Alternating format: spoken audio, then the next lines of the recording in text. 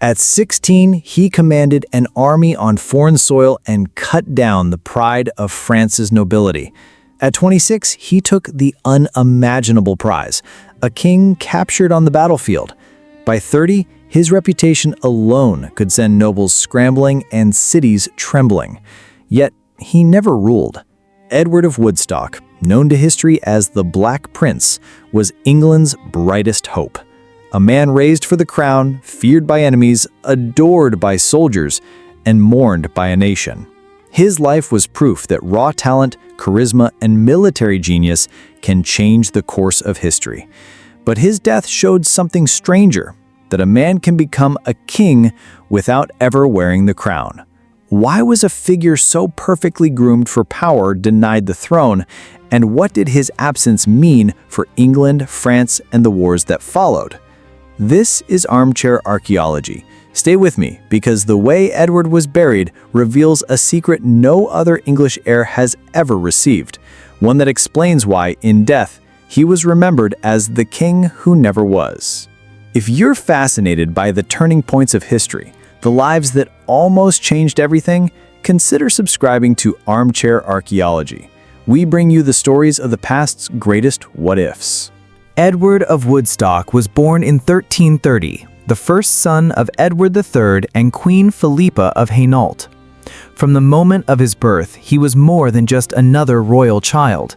He was the living guarantee of the dynasty's future, and the court treated him that way. England had known the instability of disputed successions before. With Edward, there was certainty. Here was the boy who would be king. But being heir in the 14th century was not just a matter of blood. Europe was entering one of its most violent eras, where politics were shaped by armies as much as by courts. In such a world, princes could not afford to be ornaments. They had to project strength, embody ideals, and inspire loyalty. So Edward's upbringing blended book learning with battlecraft. He studied Latin, law, and scripture, but just as importantly, he drilled in archery, horsemanship, and the close-quarters brutality of medieval combat. He learned from watching his father plan campaigns, from seeing ships build for invasion, from hearing knights argue about tactics that would decide the fate of nations. He was not merely being prepared to rule, he was being prepared to fight. Even as a teenager, Edward understood the power of image. He chose black armor that gleamed menacingly on the battlefield, a visual statement that set him apart from glittering noblemen. He also adopted a badge that would follow him to his tomb, 3 white ostrich feathers with the German motto Ich dien, or I serve. Together, they created a paradoxical portrait. Black steel suggested death and fear. The feathers and motto suggested humility and loyalty. It was as if the young heir was saying to his people, I am both your weapon and your servant. This duality, ruthless and loyal, fearsome yet beloved, would shape every step of his short life. Edward grew up in a world where peace was rare and conflict shaped every generation. England was already fighting wars against Scotland, but an even larger struggle was beginning to unfold. His father, Edward III, claimed the throne of France, and in the 1330s that claim erupted into what we call the 100 Years' War. It was not one single war, but a cycle of campaigns, truces, and betrayals that spanned more than a century. A modern comparison might be a sports rivalry that lasts for seasons, except the prize here was not a trophy, but the French crown itself. But war in the 14th century was not confined to battlefields. It touched everyone. Taxes rose to pay for armies, trade was disrupted, and entire communities were uprooted when armies marched across farmland. Identities hardened. The English increasingly saw themselves as a people defined against the French. This was the atmosphere that shaped Edward from the cradle. So his education was not the sheltered training of a courtly heir. He studied languages and law, but he also trained with veterans, sparring of armor, practicing archery, and learning horsemanship that could carry him through the chaos of combat. his father ensured that he understood not only how to rule, but how to fight. By the time Edward was in his teens, preparations were underway for a massive invasion of France. Fleets were constructed, alliances sealed, and armies gathered on the southern coast.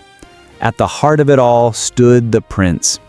He was expected to participate, not as a boy learning his trade, but as a commander trusted with responsibility. The stage was set for his first trial in battle, one that would make Europe take notice of his name. In August 1346, Edward faced his first great test.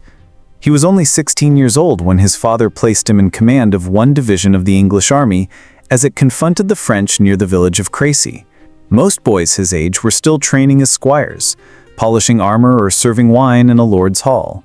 Edward was about to command thousands of men in one of the most decisive battles of the Middle Ages. The odds were stacked against the English. The French army outnumbered them nearly 2-1, filled with heavily armored knights and nobles who believed victory was certain. If Edward faltered, the entire invasion could collapse. His father's decision to give him command was more than trust.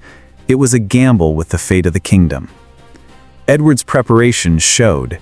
He arranged his men on high ground, where the muddy soil would slow French cavalry.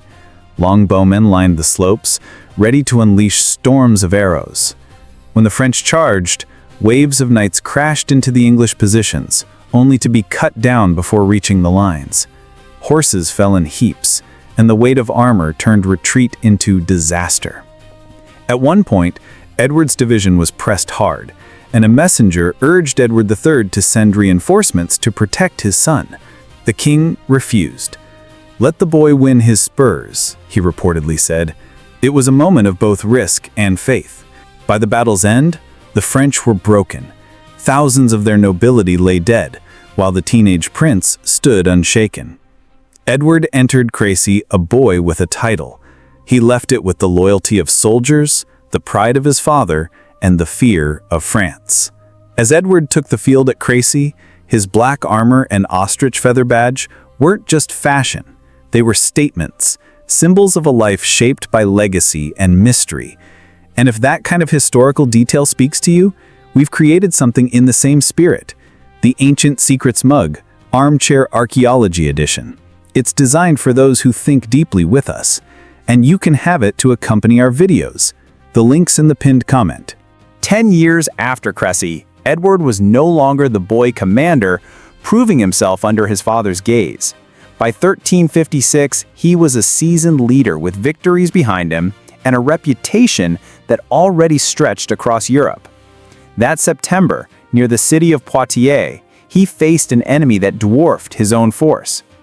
King John II of France had gathered an army almost 3 times the size of Edward's, determined to drive the English out once and for all. The English position looked hopeless. Edward's men were exhausted, supplies were dwindling, and retreat was impossible. A direct clash should have been suicide. Edward even attempted diplomacy, offering to surrender treasure and noble hostages to avoid battle. But King John, confident in overwhelming numbers, refused. The stage was set for what should have been Edward's destruction. Instead, the prince made the terrain his ally. He drew the French into narrow lanes lined with hedges and vineyards, where their cavalry could not maneuver freely. Archers were placed in hidden positions, ready to fire volleys that turned each advance into chaos. Wave after wave of French nobles charged forward, only to be funneled into killing grounds where arrows and swords tore through them. The final blow came when Edward ordered a sudden counterattack. His men-at-arms surged into the panicked French lines, breaking resistance. In the midst of the chaos, King John himself was surrounded. He fought with courage, but his household guard was cut down and he was taken prisoner. To capture a reigning monarch in open battle was nearly unthinkable in medieval Europe. The shock reverberated across Christendom. Edward returned to England in triumph, escorting the King of France as his captive. For his countrymen, this was not simply victory. It was proof that their prince was the greatest knight alive. Capturing a living king in open battle? That wasn't just a victory, it was a seismic event in medieval Europe. If you're enjoying this deep dive and want to help keep the research flowing, consider hitting that super thanks button. Every bit of support helps us tell stories that deserve to be remembered. After Poitiers, Edward's reputation soared. Chroniclers praised him as the very flower of chivalry, courteous to noble prisoners, generous to his men, and loyal to his father. Stories spread of his elegance in tournaments and his magnanimity in victory. To much of Europe, he seemed the living embodiment of the knightly ideal. But the code of chivalry was always more myth than reality. Behind the poetry and pageantry lay a harsher truth. Medieval war was waged as much against civilians as against armies. Edward became infamous for his chevauchés, long raids through enemy territory designed to terrorize and bankrupt France. Picture a market square overturned, smoke rising from grain stores, the town bell hammering in vain. His forces burned villages, slaughtered livestock, and destroyed crops. Fields were blackened, towns reduced to rubble, and peasants left starving. It was not gallant combat between knights.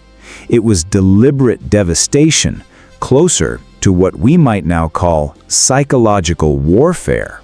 This duality defined Edward's legend. To his English supporters, he was the shining prince, a leader who fought with skill and honor. To the French, he was a scourge who left flourishing regions desolate. Both images were true. One episode captures the contradiction perfectly. After Poitiers, Edward famously dined with King John II, treating him as an honored guest rather than a captive, even serving him at table. It was a display of humility and courtesy that astonished Europe. Yet, years later, in 1370, he ordered the sack of Limoges after a rebellion. Chroniclers wrote that thousands of civilians were killed, their homes destroyed in a single day. Whether exaggerated or not, the reputation stuck. The Black Prince could play the noble host to a defeated king, but he could also unleash fire and sword without mercy. That tension between honor and brutality gave his story its edge. Edward's life was not only battles and campaigns. In 1361, he married Joan of Kent, a woman admired for her beauty, but also surrounded by controversy. She had been married twice before, one union carried out in secret, sparking years of disputes. By the rigid standards of the medieval court, her past should have barred her from marrying the heir to the throne. Yet, Edward insisted. Unlike most royal marriages forged for politics, theirs was rooted in affection. Chroniclers remark that he openly adored her, an unusual display for a medieval prince. Their relationship gave Edward a rare quality, humanity in an age of cold dynastic arrangements. But personal happiness came with heavier responsibilities. In 1362, Edward's father granted him the Duchy of Aquitaine, a vast and wealthy stretch of southwest France. Aquitaine was not only vineyards and glittering cities, but also a political tinderbox. Its lords were notoriously independent, and taxation for Edward's military ambitions bred resentment. In Bordeaux, he learned a king's hardest lesson: how to tax without sparking revolt. Ruling Aquitaine forced Edward to act not as a knight, but as a statesman. He held court in Bordeaux, issued charters, and judged disputes. His household glittered with pageantry, but beneath the ceremony lay tension. To keep control, he relied on diplomacy when possible and on force when necessary. It was a different kind of war, fought not with swords, but with negotiations, taxes, and alliances. In this period, Edward and Joan began a family, and their son Richard was born, the boy who would one day inherit the crown. For a moment, Edward's life seemed complete. He was a husband, a father, and the ruler of one of Europe's richest provinces. With the English throne waiting, it looked as though his destiny was unfolding exactly as planned. For most of his life, Edward seemed unstoppable. The boy who commanded armies, the prince who captured a king, the heir who ruled Aquitaine and splendor. But in the late 1360s, his strength began to fail. Chroniclers describe him as once tall and broad-shouldered, now gaunt and pale, worn down by a lingering illness. Some said it was dysentery picked up on campaign in Spain. Others suggested tuberculosis, kidney disease, or even cancer. Whatever the cause, it drained the vigor that had made him Europe's most feared commander. But Edward was unwilling to surrender to weakness. In 1370, when rebellion broke out in Limoges, he insisted on leading the assault himself. Too frail to sit a horse, he was carried on a litter to the city's gates, directing his men as if sheer willpower could hold back mortality. The sack of Limoges became infamous. Chroniclers claimed thousands of men, women, and children were slain when the walls fell. Whether the figure was exaggerated or not, the brutality shocked even Edward's supporters, and it revealed how far he had pushed himself beyond his limits. By 1371, he returned to England, unable to continue ruling Aquitaine. His father, Edward III, was old and frail, and the kingdom looked to the Black Prince for leadership. Instead, they found him confined to chambers, unable to rise without assistance. His body was failing, but his name still moved armies.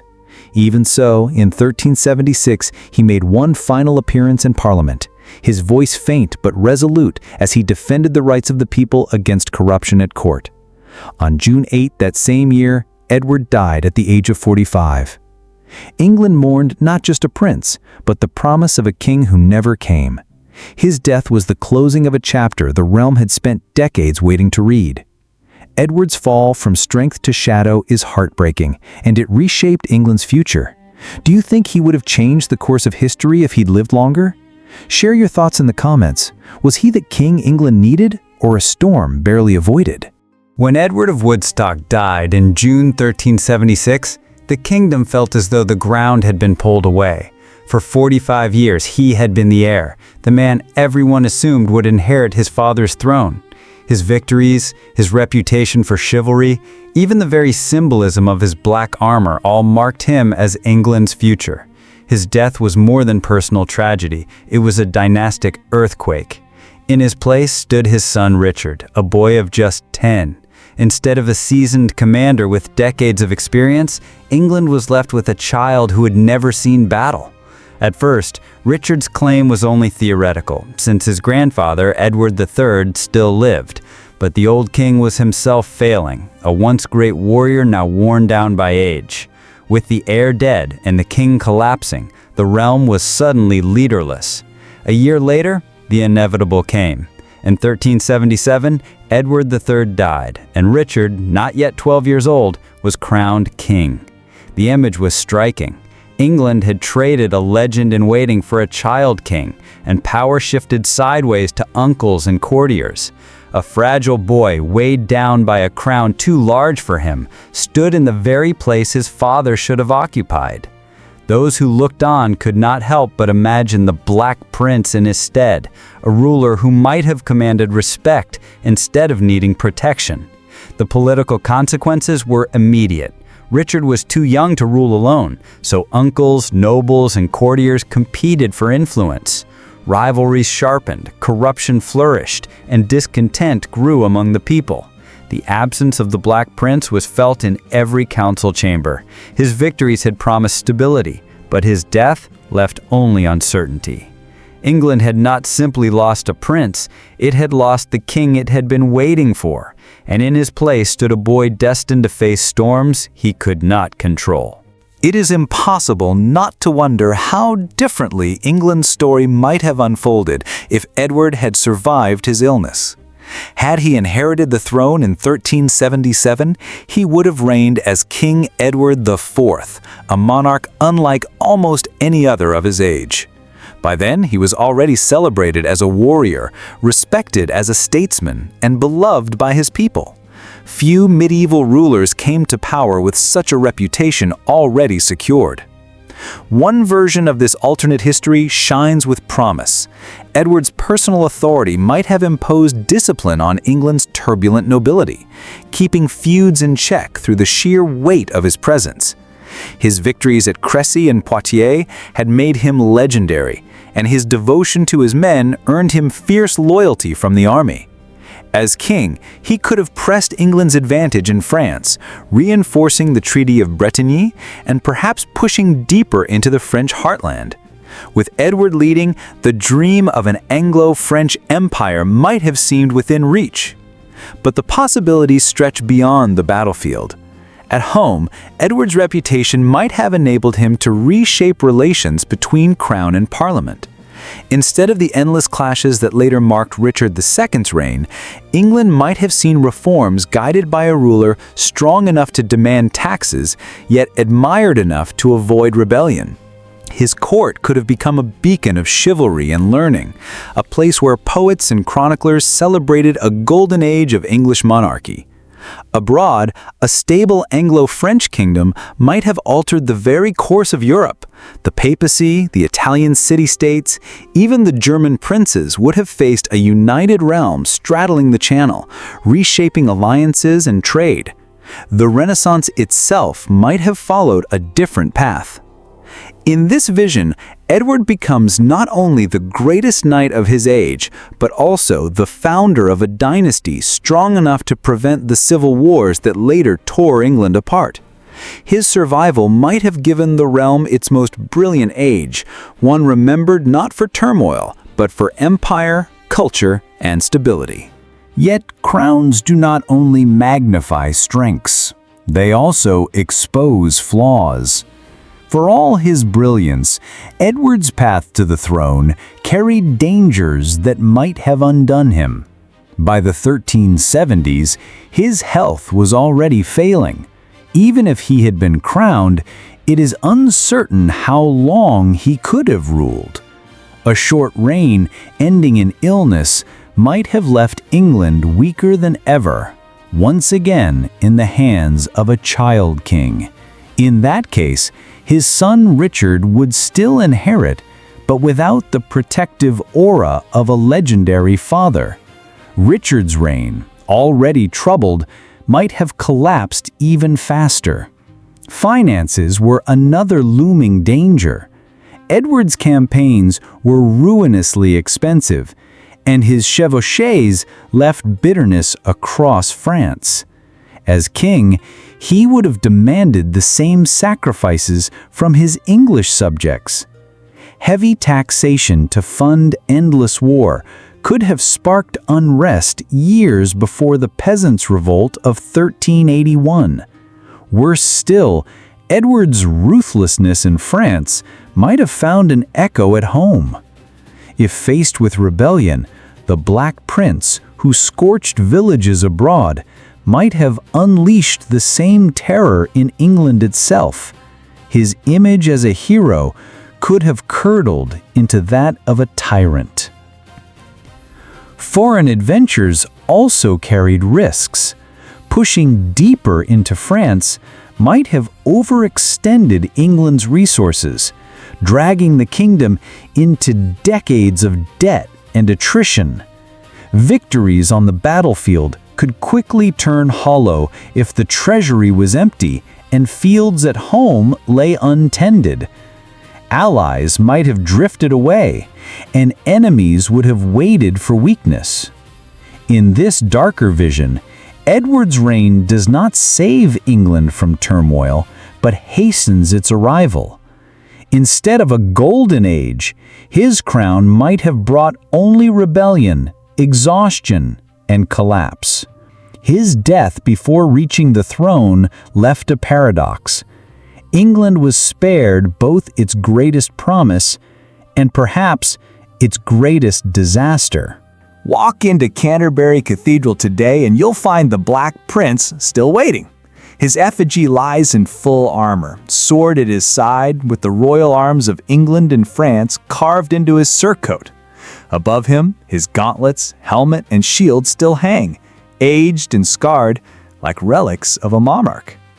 No other English heir was buried this way. Princes were usually remembered simply as heirs, cut short. Edward, by contrast, was memorialized as though he had ruled. England crowned him not in life, but in memory. The king carved in stone, the king who never came.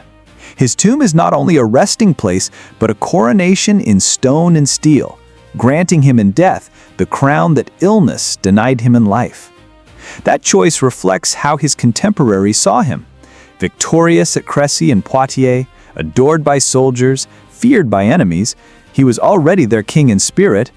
By dying before he could reign, Edward escaped the compromises and failures that kingship often brings. In memory, he became untouchable, a ruler who never wore the crown, yet whose legend outlived those who did. If you enjoyed this journey into the lost destiny of the Black Prince, subscribe to Armchair Archaeology and let us know in the comments. Would Edward IV have been England's greatest king, or would illness and ruthlessness have doomed him? Until next time, keep questioning, stay curious, and remember, sometimes the most powerful kings are the ones who never ruled at all.